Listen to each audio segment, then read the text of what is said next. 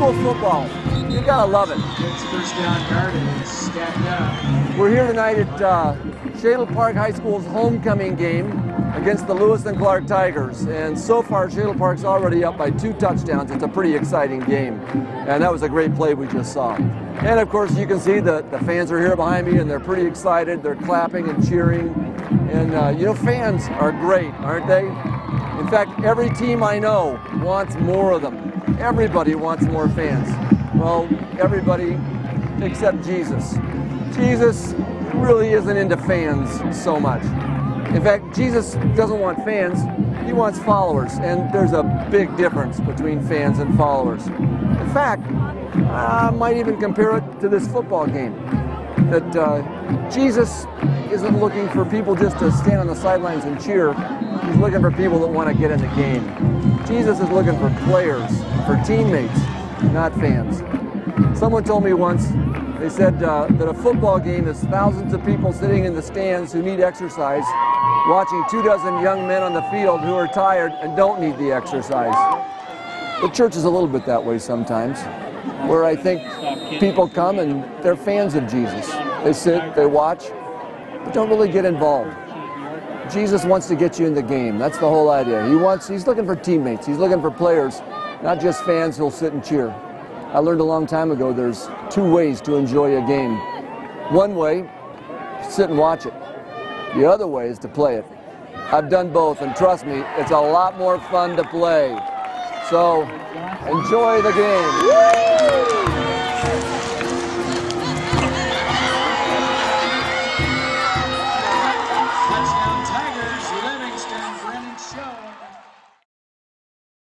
Ito yung when things are going good, they fill the stand and cheer them on.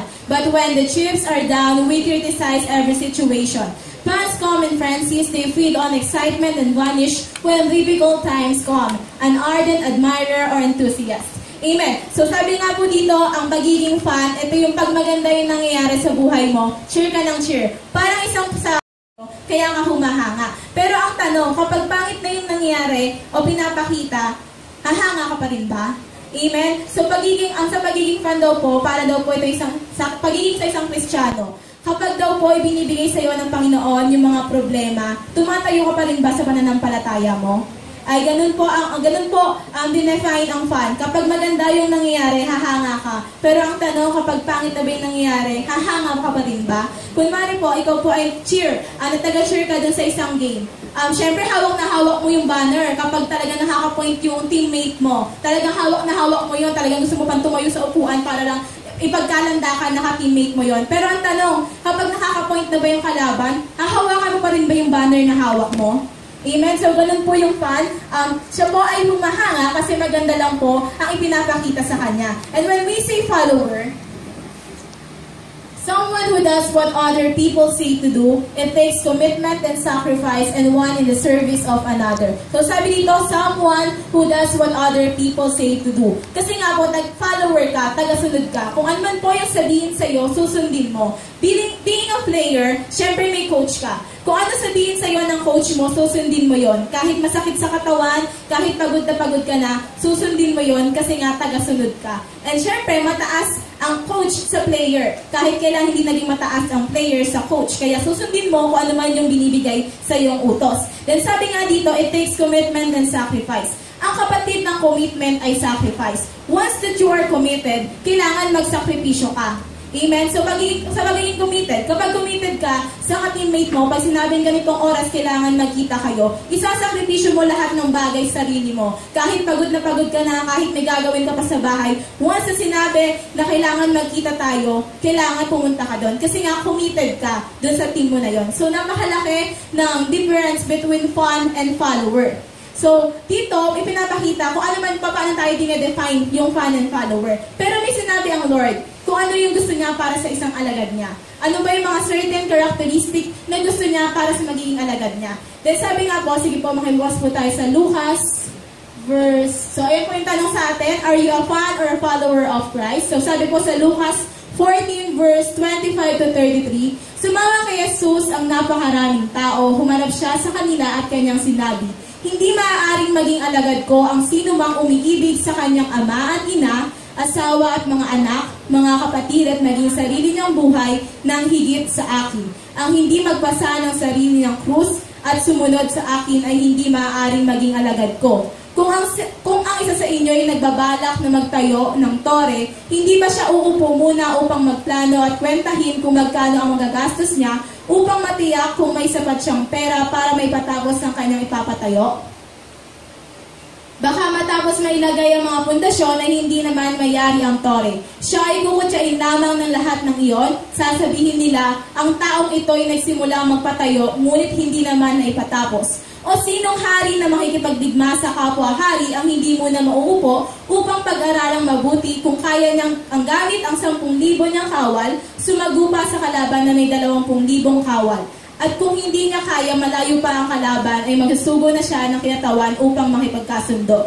Gayon din naman, hindi maaaring maging alagad ko ang sino man kung hindi niya tatalikuran ang lahat sa kanyang buhay. So sige po, pray po muna tayo. Yes, hallelujah Lord, hallelujah God. We worship you, Lord, we glorify your name. Yes, Lord, tunay nga po nagpapasalamat po kami, Panginoon, at pinagkatipon-tipon niyo ang mga kabataang naririto, Panginoon. Bigyan niyo nga po kami ng knowledge and wisdom, Panginoon, upang maintindihan po namin ang kapahayagan niyo, Panginoon. Magamit po namin ito sa aming buhay, Panginoon, at ako po, nagagamitin niyo, Panginoon, langisan niyo po ang aking labi, at itago niyo po ako sa inyong talikuran, Panginoon, upang ang kagustuhan niyo lamang po ang aking mapahayag. Muli, Panginoon, ibinabalik po namin ng mataas sa papuri at pagsamba sa pangalan ni Jesus. Amen. So, ayan.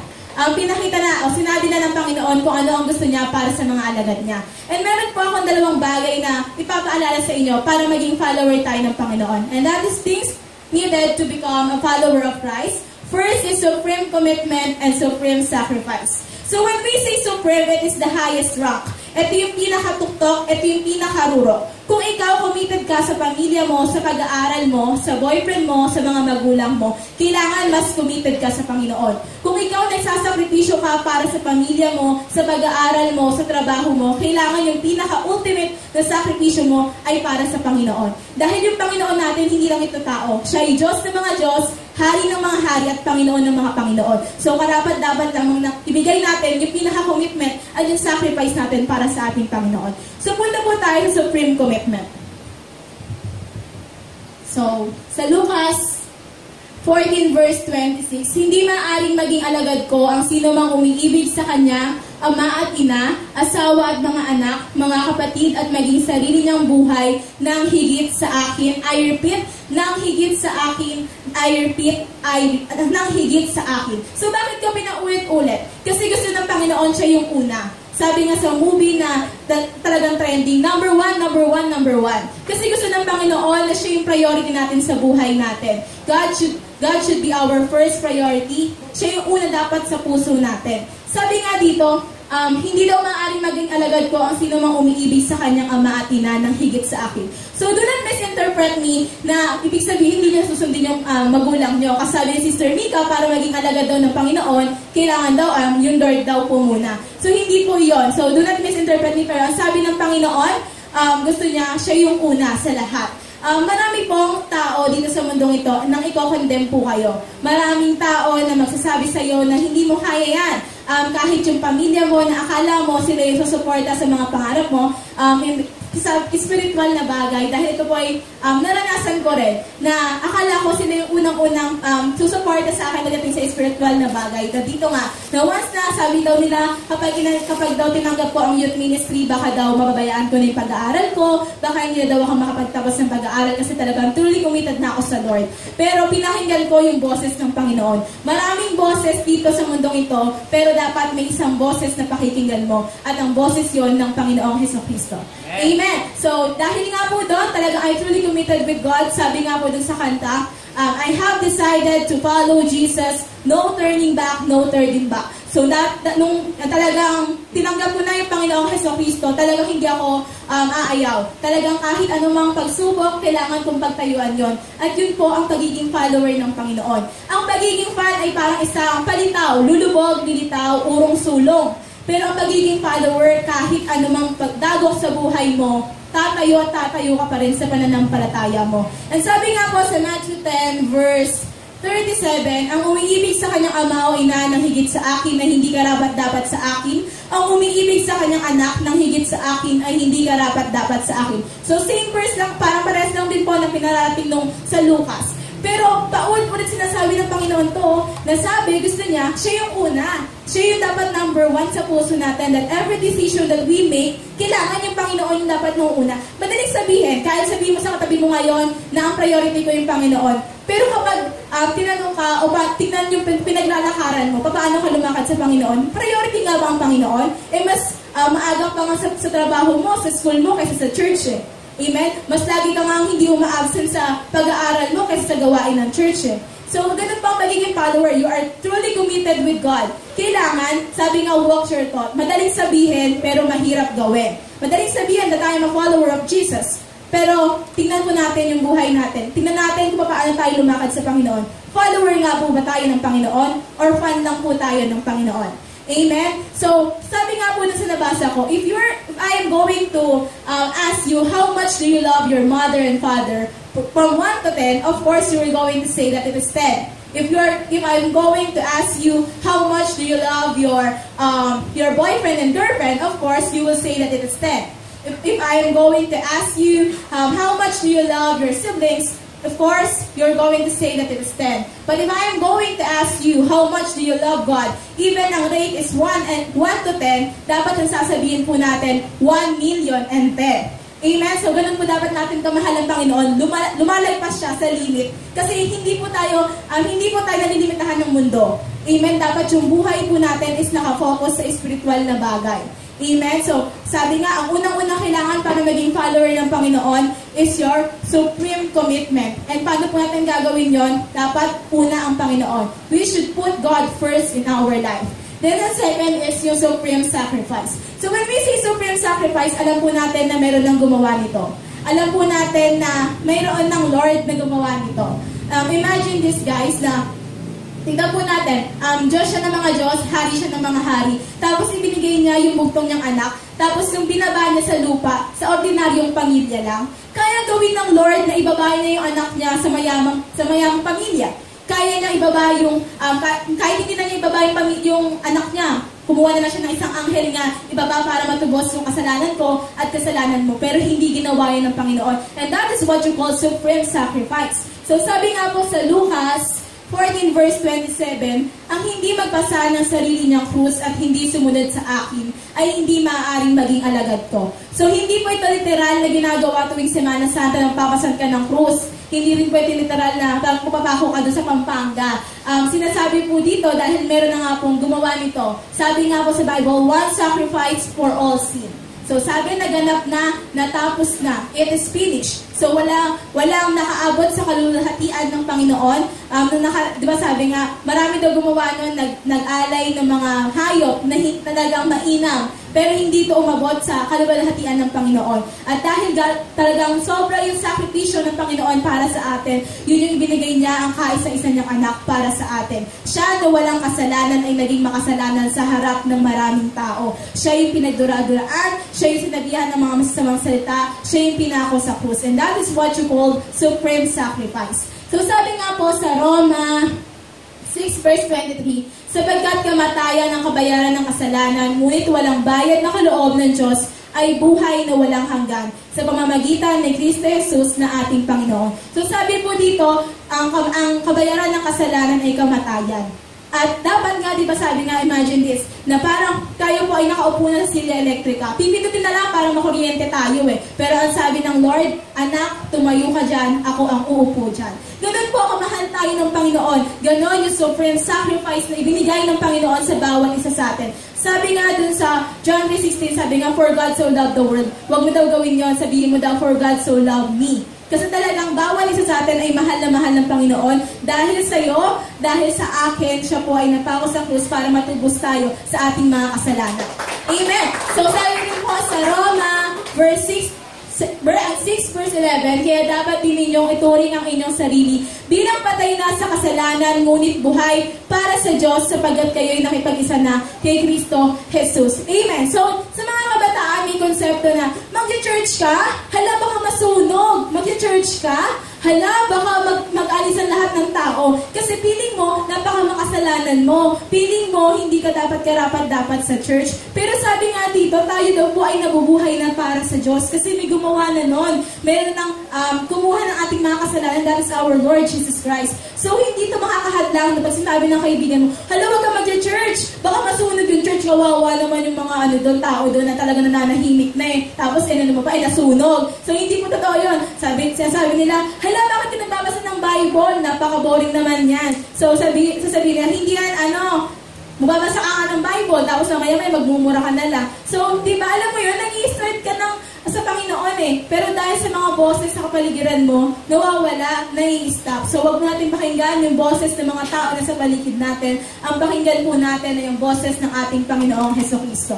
Amen. Sabi din po sa Roma 12 verse 2, huwag kayong makiayon sa takbo ng mundong ito. Sa halip, hayaan ninyong baguhin ng Diyos ang inyong pag-iisip upang maunawaan ninyo ang kanyang kalooban. Sa gayon, magagawa ninyo kung ano ang mabuti, kalugod-lugod at ganap na kalooban ng Diyos. So, I think na ito po ang isa mga supreme sacrifice para sa ating mga kabataan, ang hindi makiayon sa takbo ng mundo. Bilang isang kabataan, ito na yung business natin. Ito na yung mindset natin. Dito na nakafocus na makiayon tayo sa takbo ng mundo. Kailangan makiuso tayo. Kailangan may Facebook ako. Kailangan may Twitter ako. Kailangan may Instagram ako. Kailangan malaman ko yung laro ng COC. Kasi pag hindi ko alam yun, pag hindi ako involved doon, patay. Hindi ko na talaga, parang hindi ka na in. Pero sabi dito, huwag daw tayo makiayon sa takbo ng mundo. Pero sabi naman dito, hayaan ninyong baguhin ng Diyos. So, ibig sabihin, tutulong pa rin ang Panginoong Hesukristo sa atin. Tutulungan pa rin niya tayo para hindi ma-focus yung mata natin o yung buhay natin sa mga makamundong bagay. So, sabi dito, ang pagiging status daw ng word ng Lord ay nakakatulong sa mga kapatid natin na nakakabasa nun. Nung nagturo ako nun, tapos may mga friend na ako sa Facebook. So, maraming nag-status. Talaga, sobrang napakaraming nag-status. Then, nagugulat na lang ako pagkatas ng status na yon, nung kinahaponan din, nag-feeling irritated na siya, feeling disappointed, nagalit na siya. So, sabi ko, paano mo sasabihin na talagang follower ka ng Panginoon? Paano mo sasabihin na talagang magsasakripisyo ka sa Panginoon kung isang beses mo lang yung gagawin at hindi mo yung gagawin routine sa buhay mo? So, maliit na bagay lang po yun, yung pag-i-status ng word ng Lord, pag-i-GM ng word ng Lord, pero nakakatulong po yun sa buhay ninyo. Nakakatulong po yun. Akala nyo maliit lang na bagay na mag-share ka ng word ng Lord, pero tingnan nyo po yung sarili natin. Kapag lagi tayo nag-share, lagi, parang routine na sa buhay natin yun. Hindi tayo nabubuhay ng isang araw na hindi tayo makapag-status ng word ng Lord. So, maliit na bagay, pero it is a long process. Not in a one click, kailangan maging follower ka na ng Panginoon. Siyempre, wala namang makakagawa nun eh. Kahit ngayon, sabihin nyo, I'm a follower of Jesus, kaya natin sabihin yun eh. Pero tingnan natin kung paano tayo lumakad sa Panginoon. Sabi daw po nila, ang pag-share ng word ng Lord ay boring. Sabi ng mga kabataan, kapag daw nag-share ka ng word ng Lord, aalisan ka ng katabi mo, mawawalan ka ng kaibigan. Pero hindi po totoo yun. Sa pagiging isang Kristiyano po natin, ito po ay buhay natin. Ang mag-share ng word ng Lord. Sa'yo, parang paulit-ulit na lang kasi pag nag-testimony ka sa katabi mo, uulitin mo ulit yung testimony mo sa kabila. Pero yung nakakarinig no, nakakapag-lift up ka ng spirit eh. Amen? So, kapag ginagawa po natin yun, naaalis po yung mindset natin sa mga makamundong bagay. Amen? So, sabi nga po nila, ang pagiging fan daw po is purong sulong, lilitaw, lulubog. Marami dito sa church na to na parang fan lang. Madaling sabihin na, kunwari, sa Facebook mo, God bless you. Marami sa lahat ng jeep, meron nakalagay na God bless you. Maraming tao, maraming kabataan na nagsusuot ng mga word ng Lord. Pero, titignan natin yung paglakad nila. Amen? So, madaling gawin, madaling sabihin that I am a follower of Jesus. Madaling sabihin that God bless you. Madaling magpaprint ng t-shirt na I can do all things through Christ our Lord, who strengthened me. Pero tingnan natin yung mismong buhay nila. Bilang isang Kristiyano, hindi lang dapat puro salita, kundi may gawa. Ang madaling sabihin, pero mahirap gawin. Kaya naman po, sabi na dito, tutulungan tayo ng Panginoong Hesukristo. Kapag dinedicate natin yung buhay natin sa Kanya, tutulungan tayo ng Panginoon. So sabi nga sa Joshua 1 verse 5, I will never leave you nor forsake you. Hindi tayo iiwan, ipababayaan ng Panginoon. So once that we want to become a follower of Jesus, Sasamahan tayo ng Panginoon. Hindi po niya tayo iiwan. Maraming tao na magko-condemn sa'yo dito sa mundo, pero may Diyos na kahit kailan hindi ka iiwan. So sabi nga po doon, if you want to be my follower, sabi po ni Lord, you must love me more than anything or anybody else in this universe. So gusto ng Panginoon na siya yung una. Lahat ng sakripisyo mo nasa Panginoon. Madaling pumunta sa church kasi may katabi ka, kasi may kaibigan ka. Pero ang tanong, kapag nawala na yung kaibigan mo, pupunta ka ba sa church? So madaling sabihin na napupunta ako sa Sunday service, pero pag tinext ka ng classmate mo na hindi ako makakapunta, pasensya na, hindi talaga pwede. Pupunta ka pa rin ba sa church? So ganun po yung laman ng church ngayon. Puro fan lang. Pero gusto ng Panginoon ay follower. So sabi nga doon, maraming artista, maraming tao gusto ng fan. Pero may Lord na gusto ng follower. So gusto niyo po ba na maging follower ng Panginoon? Amen. So ayan, gusto pong maging follower ng Panginoon. So meron pong dalawang bagay na dapat tandaan. It is the supreme commitment and supreme sacrifice. Madali sabihin to na gusto ko talaga maging follower ng Panginoon. Gusto ko maging committed. So ngayon lang magiging committed, pero bukas hindi na. Ngayon lang mag-share ng word ng Lord. Ngayon lang magiging status, bukas hindi na. So kailangan paglakaran natin kung ano man yung sasabihin natin. Kung ano man yung gusto natin ipahayag. Kasi mako-question din tayo. Yung mga taong nasa paligid mo, ay, Kristiyano ba yan? Eh bakit parang hindi naman? Parang hindi naman nagbabago. So, hindi naman yung taong yun pinapapurihan eh. Kahit ako, kunwari, ang galing naman niya magsalita, hindi naman yun ako nagpapurihan eh, kundi yung Panginoon ko. Amen? So, kailangan, tignan natin yung buhay ng taong yun. Hindi lang puro salita, kailangan may gawa. And dito po ako magtatapos dun sa isang patotoo ko bilang isang Kristiyano. Sinabi nila ng pamilya ko na, mag-aano ka at kukunin mo yung youth ministry, tatanggapin mo yun, paano na lang yung pag-aaral mo? Paano na lang yung pamilya mo na kailangan magtapos ka para makatulong ka? Tapos sabi ko sa Lord, I always pray na sabi ko, Lord, gamit po kayo ng mga taong tutulong ay para ipaalam sa magulang ko na hindi po yun mawawala. Hindi mawawala lahat ng pangarap ko. Sabi nga po nila, pag naging follower ka ng Panginoon, lahat daw po ng pangarap nyo ay mawawala. Marami nagsabi sa akin na mapapabayaan mo yung pag-aaral mo. Pero ako, naniniwala po ako na hindi inalis yon ng Lord sa buhay ko. Hindi po yung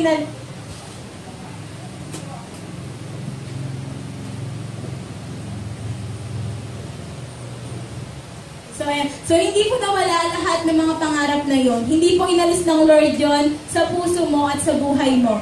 Bilang isang Kristiyano, marami nagsasabi na once na you want to become a follower of Jesus, sasabihin daw na lahat ng pangarap mo mawawala. Lahat ng gusto mo sa buhay mo, para sa sarili mo at para sa pamilya mo mawawala. At na-experience ko po yun. Talagang sobrang nag-pray ako sa Lord. Sabi ko, gusto ko maging follower ng Panginoon. Gusto ko pakinggan yung boses lang ng Panginoon, hindi mga boses. Yes, sabi ko nga sa mama ko, Mama, balang araw, malalaman mo rin yung ginagawa ko. Hindi ako nag-aadik-adik lang, hindi ako nag-boyfriend lang, kundi Panginoon yung pinaglilingkuran ko eh. So, kailangan pag naging follower ka ng Panginoon, walang doubt sa puso mo. Kailangan 100% na nandun ka, dedicated ka sa Panginoon. To become a follower of Jesus bilang isang kabataan, yes, mahirap. Kasi bulag na tayo sa mga mundong bagay. Bulag na tayo sa mga naririnig natin. Binibigyan tayo sa mga naririnig natin. Pero bilang isang Kristiyano, alam mo may Diyos at hindi ka iiwan nun. Pag may problema, tumayo ka. Panghawakan mo yung pananampalataya mo. Dahil yung Panginoon na sinasamba mo ay hari ng mga hari, Diyos ng mga Diyos, at hindi ka iiwan. So, pinanghawakan ko yun. Nung sinabi nila sa youth ministry ko, pinanghawakan ko pa rin yun. And bakit ngayon, hindi ko pa rin naman napapabayaan yung pag-aaral ko. God is full of surprises. Maraming surprise ang dumating sa buhay ko na hindi ko inaakalang dadating. Kaya